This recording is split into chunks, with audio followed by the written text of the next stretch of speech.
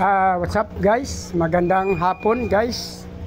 Today is Monday, February 26, 2024 guys. Ngayong hapon guys, naganda tayo ng mga breeder tub.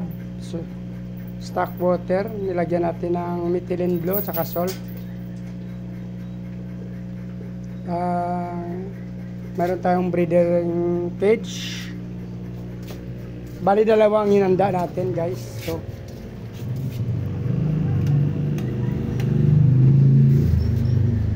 dalawang tab para sa ating mag-try ako ulit ng ng danyo guys.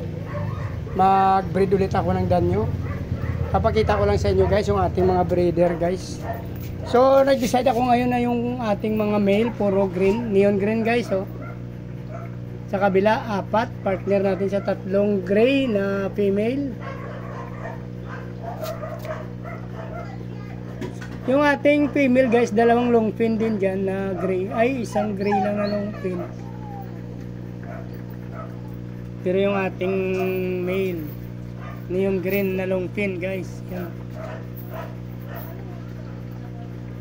Same dito sa kabila, 3 male na long fin. Ipa-partner natin sa 2 yellow na female. Yan o, grabe di guys o. Buntis na sila masyado talaga guys o. So try natin kung alin na magsasaksi dito. Yung 2 female, 3 male, 2:3 or 3:4. So try natin kung alin ang mas maraming madrop guys. Nakaraan kasi 4 ang ginawa natin. So 2 yung nagdrop sa kabila parang 3. Kaya ito, try na naman natin yung 3:4 saka 2:3. So mag-base tayo dito kung alin ang mas magandang pag-drop ng ating mga breeder guys. So hello mga fans, hi kayo sa aking mga vlog. Ayan guys. So mayroon na tayo na handa dito guys. So i-acclimate na natin. Dito yung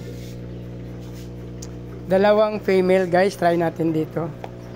Yung 2 female na yellow guys, paparisa natin ng 3 female na neon green guys. Yan o.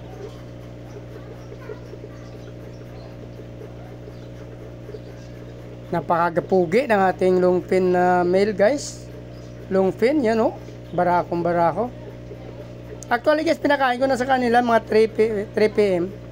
So magpo 4:30 na. Kaya i-ready na natin sila sa pag-breed guys. Sana mag-succeed tayo dito guys. Ayan guys, in-acclimate na natin sila. Ayusin na natin to guys. Yung isa guys, kaya nagkamali. So, natutumba siya guys. Ayan na guys. So, acclimate na rin natin to. Unatin natin female. Medyo mataas guys, papatong tayo sa puwan.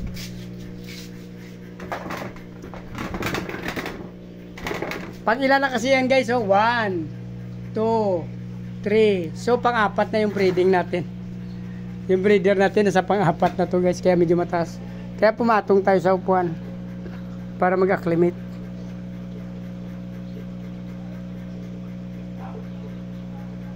Kunin na rin natin ating male guys. Ito yung ating male, 3 male na barako din. Neon green na long fin din guys.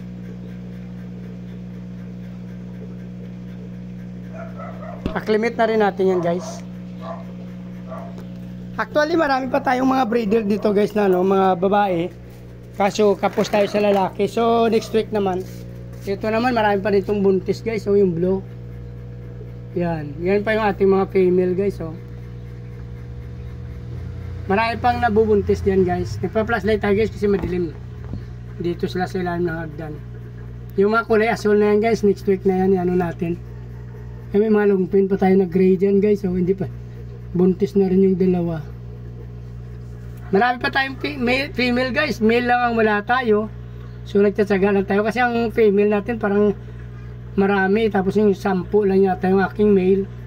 So pagtsaga-tsaga lang tayo dito. Kung alin ang next week baka kukuha na naman tayo dito. Para makarecover din ang ating mga lalaki. Kasi sila lang din ang ginagamit natin. Actually, 2 tab natin ng female, mayroon pa tayo dito. Kaso mga neon green dito na female natin guys, so nag-drop na sila oh. hindi na sila nabubuntis, so doon na tayo kumuha sa kabila. Papalitan na rin natin ito ng tubig na madilim na yung tubig nila guys, lumabo na. Huwag na tayo maglagay ng BBS dito, hindi na kinakain ng BBS guys. So kung natapos nyo yung video na to guys, please like, follow, subscribe guys. Sama nyo na rin ang notification bell para updated kayo sa video na in-upload natin araw-araw guys. Maraming salamat guys. Mabuhay kayo hanggang gusto nyo. Bye bye.